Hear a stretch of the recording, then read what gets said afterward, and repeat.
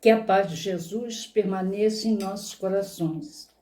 Vamos então dar início a mais um estudo essa noite e com a mensagem de abertura do livro Coragem de Espíritos Diversos, psicografia de Franciscano Xavier, Esmorecer Nunca.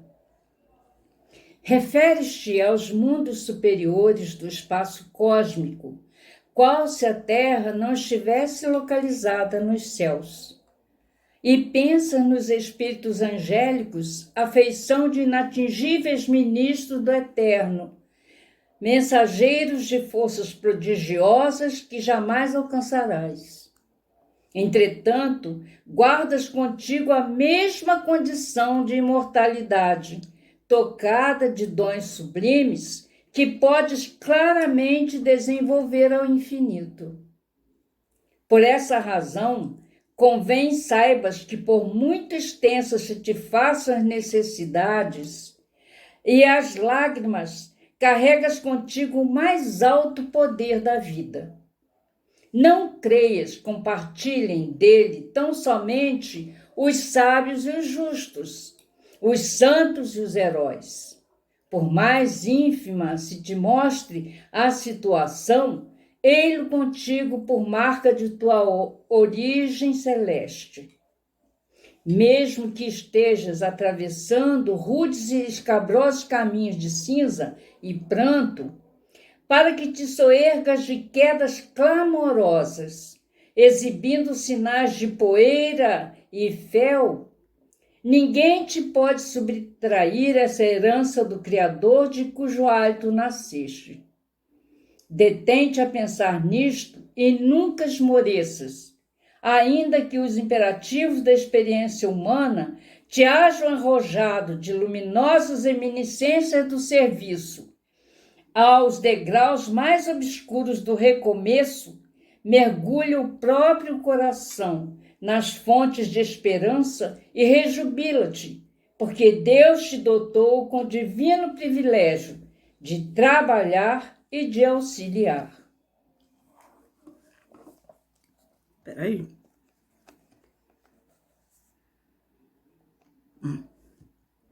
Pode continuar, que depois eu ajusto.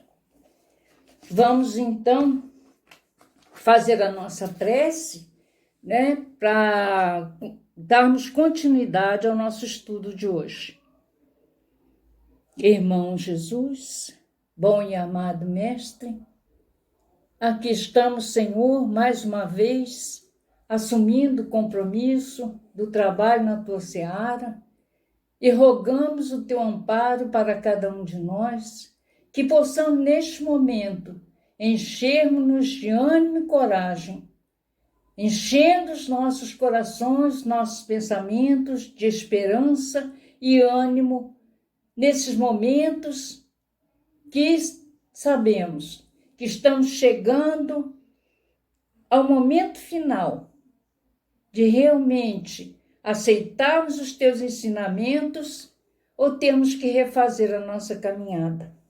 E esperamos que todos aqueles que sofrem, que choram, possam receber o consolo, o amparo através desses amigos espirituais que possam estar envolvendo a todos, principalmente, Senhor, aqueles que perderam a esperança, que não acreditam na imortalidade e que estão pondo fim à vida, e outros que estão pensando em fazer isso com a vida física.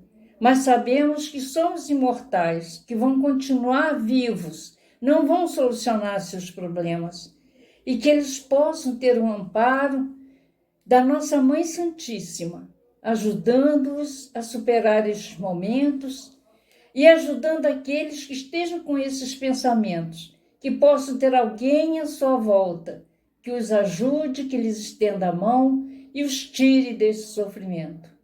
Abençoa-nos, Senhor, hoje e sempre, graças a Deus.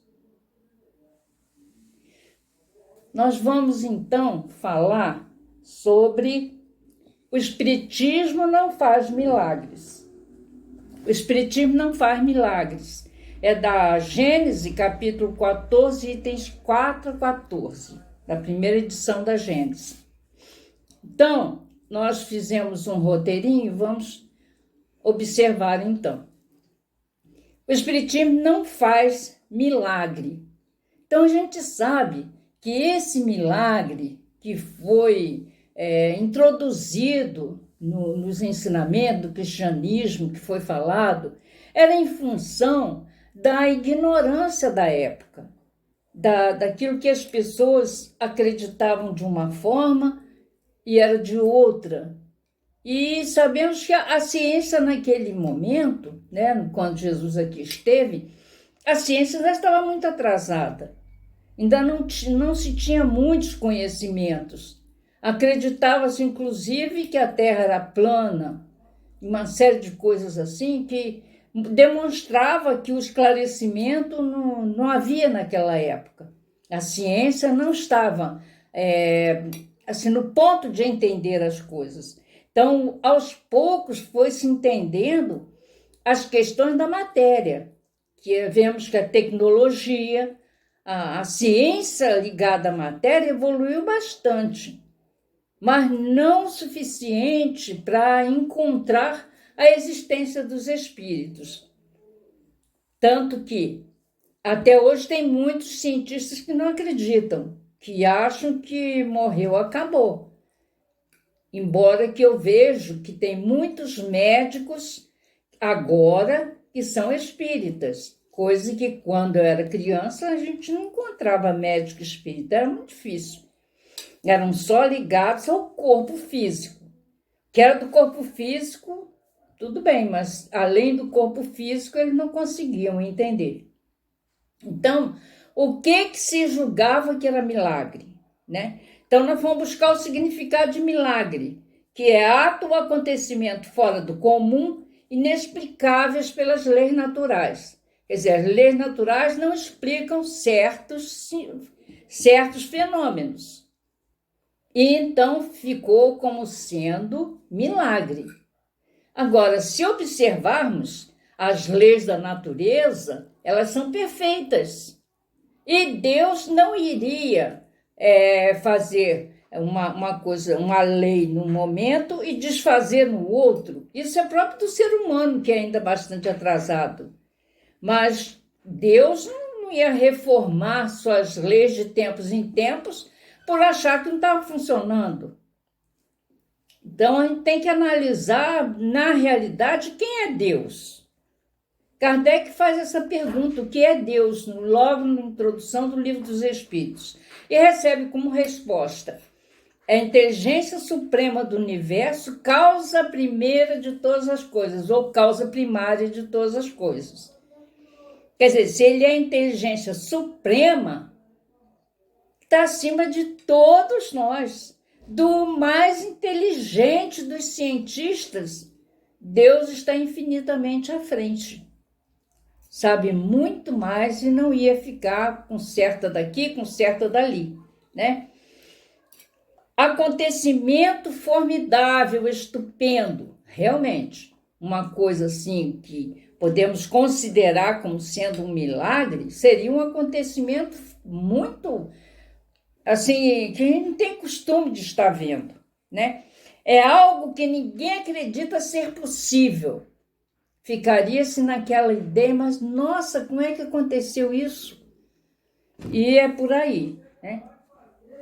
No cristianismo, o milagre tem um papel central, tem como finalidade conduzir os seres humanos a Deus de modo extraordinário.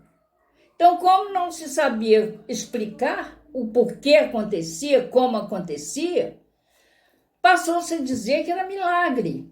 E passou-se a dizer que Jesus também fazia milagre. Mas nós sabemos que não era assim. Né? Que Jesus veio com a missão de mudar o mundo, de mexer com a cabeça das pessoas naquela época. A maioria de nós não quis aceitar os ensinamentos de Jesus. Então, deixou tudo acontecer do jeito que aconteceu e mudou-se drasticamente o cristianismo por conta disso. E a gente hoje sofre o atraso que causamos no passado, ensinamos errado. Para o Espiritismo, todos os acontecimentos ocorrem dentro das leis da física, da química, da biologia, da geologia. Todos os acontecimentos ocorrem dentro de leis naturais que são perfeitas, que não são leis com situações iguais que nós temos, que de tempos em tempos tem que ser atualizada, né? No passado, a lei permitia a escravidão, hoje já não permite mais. Então, essas leis, elas estavam dentro da matéria, não do espírito. Não se questionou porque tem um povo que sofre, tem um povo que está bem de situação, tem um povo que vive bem. Agora, então, nessa fase, nós estamos no mês de setembro, que é considerado Setembro Amarelo, né? Foi apelidado de Setembro Amarelo, por conta da questão dos suicídios. Então, por que existe isso? Por que essas pessoas estão assim? Por dificuldades que trazemos do passado e da falta dessa crença na imortalidade. Que um homem realmente morto, isso Kardec coloca na Gênese, no capítulo 13, que um homem realmente morto retorne à vida por uma intervenção divina é de fato um milagre, porque é um fato contrário às leis da natureza. Quer dizer, o homem desencarnou, né? O homem ou a mulher desencarnou e consegue se trazer de volta à vida. Realmente seria um milagre da parte de Deus, porque na lei de Deus não é dessa forma. Por isso é que nem todo mundo teve essa situação. Por exemplo, nós lembramos do Lázaro, né? Lázaro, que Jesus fez ele retornar. Ele não estava totalmente morto. O que é esse desencarne, né? Essa morte? É a morte do corpo físico. Quando o corpo físico morre, liberta o espírito. É como se fosse a porta de uma cela na cadeia que se abrisse e deixasse a pessoa embora. Então, é dessa forma. Então, se for embora, não volta mais. E é assim que acontece com o corpo e o espírito. O corpo morreu, o espírito se libertou. Aí não tem como fazê-lo voltar, porque não tem como colar o cordão vital. Não tem como. Então ele se vai.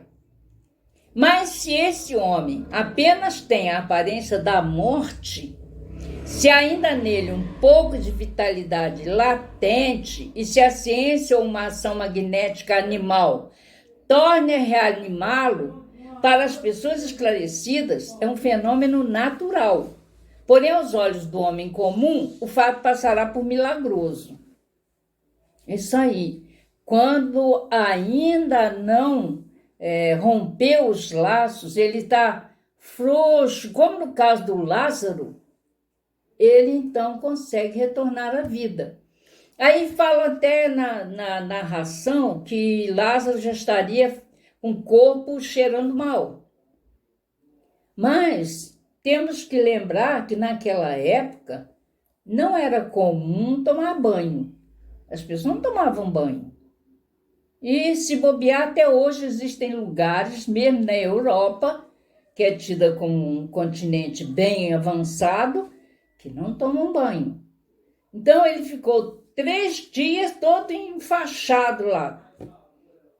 Ele provavelmente ficou suando e começou a exalar mau cheiro. Mas não é porque ele tivesse morrido e o seu corpo estivesse já entrando em decomposição. Não, ele ainda estava com um pouco de cordão vital, mas ele ainda não tinha rompido totalmente essa ligação do corpo com o espírito. Não tinha acontecido esse desligamento. Inclusive, mais tarde, ele acaba desencarnando totalmente. né? Ele não fica toda a vida. Na questão 424 do Livro dos Espíritos, Kardec faz a seguinte pergunta: através de cuidados dispensados a tempo, podemos reatar as ligações prestes a se romperem e fazer retornar à vida uma pessoa que sem esses cuidados certamente morreria? Quer dizer, a pessoa está naquela situação de desencarnar. Vai, não vai? Haveria possibilidade de, através de algum socorro imediato, ela se levantar, ela voltar, né? Ou ela morreria, né? Sim, sem dúvida. E o homem tem prova disso todos os dias. Quer dizer, isso pode acontecer dela não desencarnar. Nesses casos, o magnetismo é um poderoso meio de ação, porque restitui ao corpo físico o fluido vital que lhe falta e que era insuficiente para manter o funcionamento dos órgãos. Então, isso aí conclui o que nós tínhamos falado antes. A ciência deu a chave dos milagres, que derivam mais particularmente do elemento material. Nós vemos que dia a dia a ciência vai descobrindo um monte de coisas. Na época de Jesus, não se sabia da existência de vírus, de bactérias, a higiene era bem pouca. E então, era difícil entender essa questão. Mas hoje a ciência já avançou, já descobriu uma série de coisas. Tecnologicamente avançamos bastante, mas moralmente ainda estamos ficando para trás. Mas os fenômenos nos quais o elemento espiritual é parte preponderante, não podendo ser explicados somente pelas leis da matéria, escapam às investigações da ciência. Por isso a ciência tem sido, até hoje, contrária a essa questão da espiritualidade. Jogaram isso para a religião. Aos olhos do povo menos esclarecido, todo fenômeno cuja causa é desconhecida passa a ser algo sobrenatural, algo maravilhoso, miraculoso, ou até mesmo algo aterrorante, porque conhecemos histórias. No passado era comum a gente sentar e ficar escutando história de fantasmas, e que hoje nós sabemos que não eram fantasmas, eram espíritos que estavam aparecendo para as pessoas. Assim, os fatos sobrenaturais vão diminuindo à medida que o conhecimento das leis científicas se ampliam. Isso Kardec coloca no Evangelho segundo o Espiritismo, capítulo 21, item 5. Que os fatos sobrenaturais foram diminuindo à medida que a ciência foi conhecendo mais a fundo. A utilização dos fluidos. Então, estamos entrando mesmo no capítulo 14, item 4 a 14. Allan Kardec trata dos fluidos psíquicos ou espirituais considerados como matéria constitutiva do mundo espiritual. Quer dizer, o mundo espiritual, no mundo espiritual, os fluidos psíquicos ou espirituais são como que matéria que formam o mundo espiritual. Mas é muito sutil, muito quintessenciada, tendo a mesma origem da matéria comum. Quer dizer, esse fluido espiritual tem a mesma origem da matéria comum, que seria no fluido cósmico universal. Porque percebemos, nós sabemos que o perispírito, ele é uma espécie de matéria, só que uma matéria bem suave, mais suave do que a do nosso corpo. O corpo nosso é mais pesado que o perispírito, que segura o espírito, que contorna o espírito. Mas nós sabemos o que é o espírito? Ainda não. A gente imagina como possa ser, porque ele é contido pelo perispírito. Mas do que ele é formado? Ainda falta muito para a gente poder saber. Os fluidos mais próximos da matéria, que por consequência são menos puros, compõem o que se pode chamar de atmosfera espiritual terrestre. Então tem duas, a atmosfera espiritual que forma o mundo espiritual, e a matéria que forma o mundo terrestre, todas oriundas do fluido cósmico universal. Os elementos fluídicos do mundo espiritual escapam aos nossos instrumentos de análise e à percepção de nossos sentidos, feitos para a matéria tangível e não para a matéria etérea. Então, pouco sabemos desses fluidos espirituais, porque nós ainda não temos essa noção, né? Nossos sentidos ainda eles não foram feitos, a gente não consegue nem enxergar o espírito, que está revestido pelo perispírito. A gente, não é todo mundo, as pessoas que conseguem enxergar têm um olho espiritual diferenciado para poderem enxergar o espírito. E nem todo mundo consegue vê-los. Nós não possuímos ainda as bases do mundo invisível. E o futuro nos reserva, sem dúvida, o conhecimento de novas leis. A gente ainda vai aprender muita coisa e vamos estar daqui, quem sabe, né, alguns anos ou séculos, fazendo essa interligação entre o plano material e o espiritual sem problemas, porque vamos estar conhecendo como fazer, como agir, como conseguir, porque é preciso que a gente evolua. A natureza do envoltório fluídico está sempre em relação com o grau de adiantamento moral do espírito.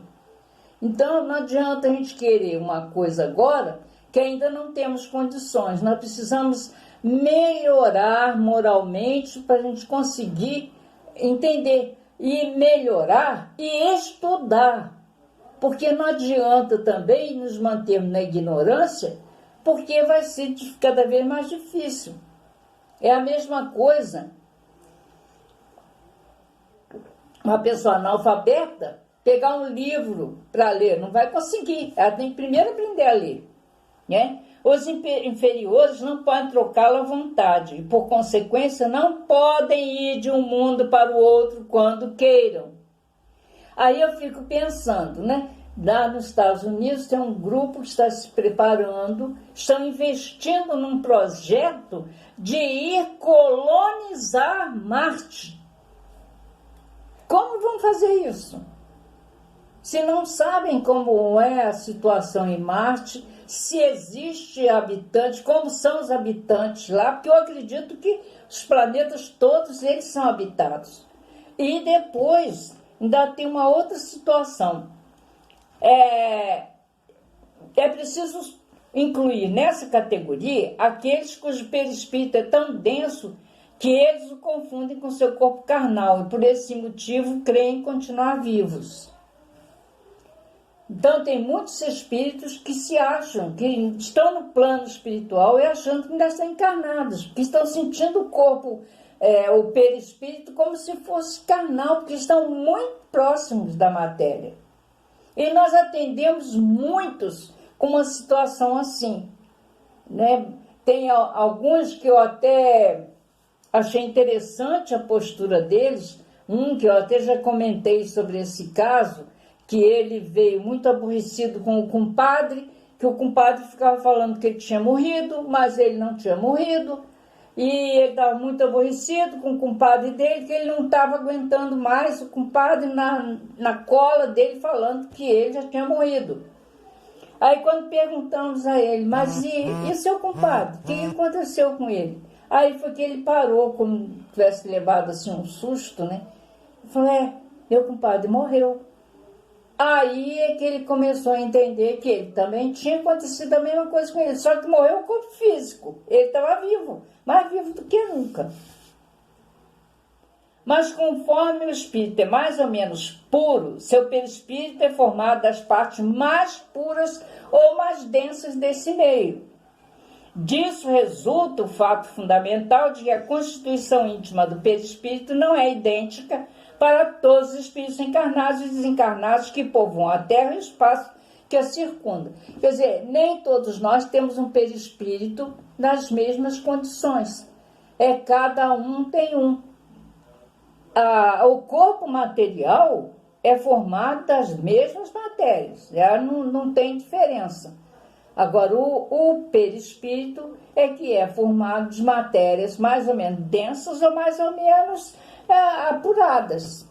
Isso aí vai depender das condições de cada um, das condições morais de cada um. Os espíritos agem sobre os fluidos espirituais, não os manipulando como os homens manipulam os gases, mas com a ajuda do pensamento e da vontade.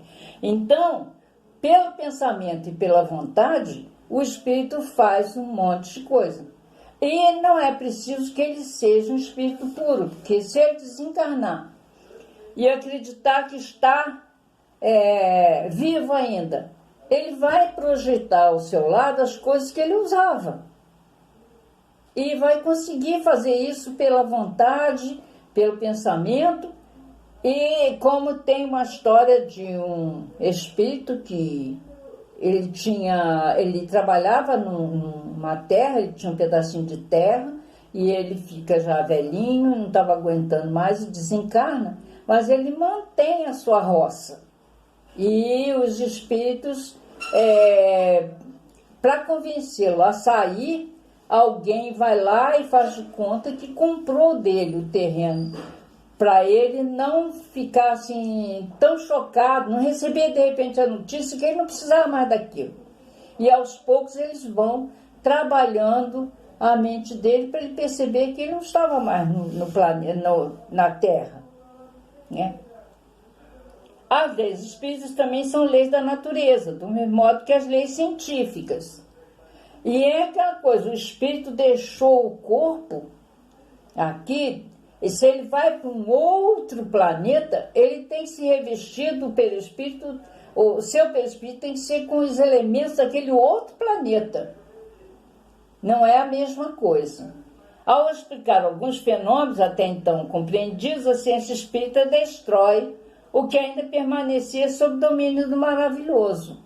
Quer dizer, essas coisas que acontecem, tem como fazer. E Jesus fez muita coisa, transformando pessoas, curando cegos, porque ele sabia mexer, lidar com os fluidos, coisa que a gente ainda não aprendeu, ainda vai aprender. Os fatos tidos como milagres nada mais são do que fenômenos que estão dentro das leis naturais.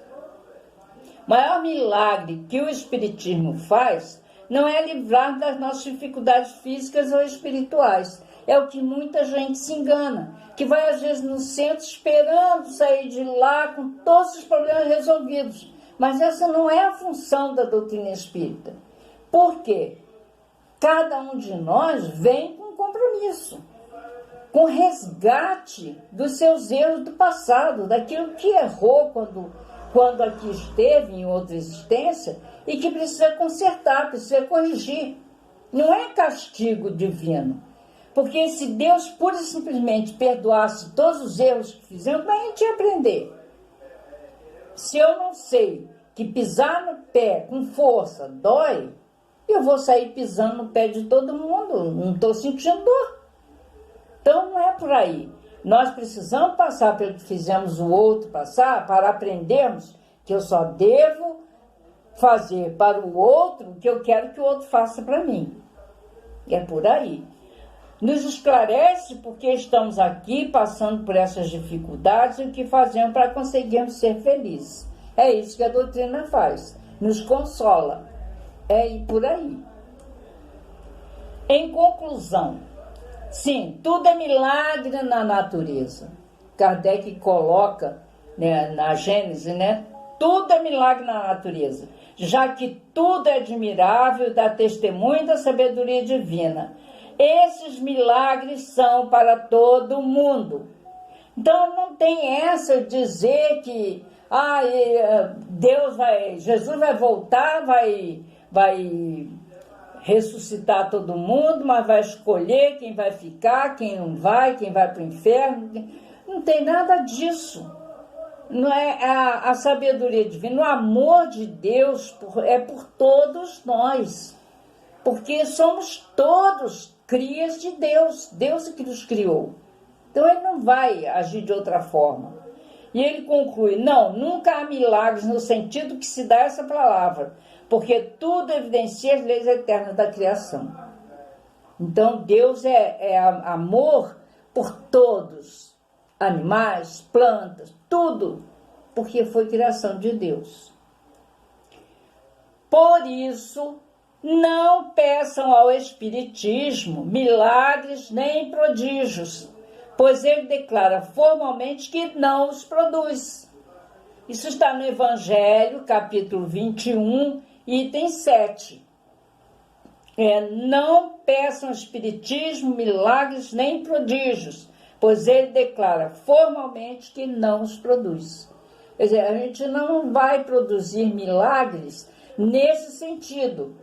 E assim, nós agradecemos pela atenção de vocês, pela paciência, que a gente possa continuar estudando. Esse tema é tema realmente para muito estudo e que a gente possa entender que realmente tudo que acontece na natureza é por obra divina e que Deus não erra e tudo que acontece é com a autorização de Deus. Então, vamos, mais uma vez, elevar os nossos pensamentos, lembrar desses irmãos que estão passando por depressões, que não é uma brincadeira, é uma doença que afeta, eu diria que é uma doença emocional que afeta as pessoas, que nem sempre as pessoas estão com condições de superar essas dificuldades. E precisam de muita ajuda, de muita prece para serem acudidos e não praticarem o suicídio. Então vamos orar agradecendo a Deus. Obrigado, Senhor, por esses momentos que pudemos aqui estar, lembrando da sua passagem aqui na Terra, das dificuldades que aconteceram, de tudo que fizemos até agora de errado e que agora estamos descobrindo através dos teus evangelhos que devíamos mudar a nossa caminhada. E aqui estamos tentando fazer o melhor de nós. Cada um de nós que estamos nos envolvendo nos teus ensinamentos, possamos continuar tendo ânimo, coragem, esperança de vencermos as dificuldades. Que a tua paz e o teu amor envolva todo o nosso planeta, em toda parte onde haja lágrima, dor, sofrimento, que os amigos espirituais, sob seu comando, estejam ajudando a todos aqueles que tanto precisam. Abençoa-nos, Senhor, ampara-nos agora e sempre. Graças a Deus.